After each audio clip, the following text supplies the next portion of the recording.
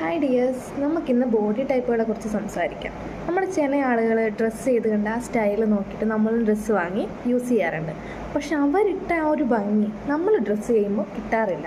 അതെന്താണെന്ന് വെച്ചാൽ നമുക്ക് നമ്മുടെ ബോഡി ഷേപ്പ് കൃത്യമായിട്ട് അല്ലെങ്കിൽ ബോഡി ടൈപ്പ് ഏതാണെന്ന് കൃത്യമായിട്ട് അറിയാത്തതുകൊണ്ടാണ്. അപ്പോൾ അതിന് വേണ്ടിയിട്ട് സിമ്പിൾ ട്രിക്കാണ്. നമ്മൾ ഒരു ടൈലറിങ് ടേപ്പ് അല്ലെങ്കിൽ മെഷർമെൻറ്റ് ടേപ്പ് എടുക്കുക. ഫസ്റ്റ് തന്നെ ഷോൾഡർ, ബസ്റ്റ്, വേസ്റ്റ് ഈ മൂന്നിൻ്റെ അളവെടുക്കുക. ദെൻ ഗൂഗിൾ ചെയ്തിട്ട് ബോഡി ടൈപ്പ് കാൽക്കുലേറ്ററിൽ ഈ മെഷർമെൻറ്റ് ആഡ് ചെയ്ത് കൊടുക്കുക.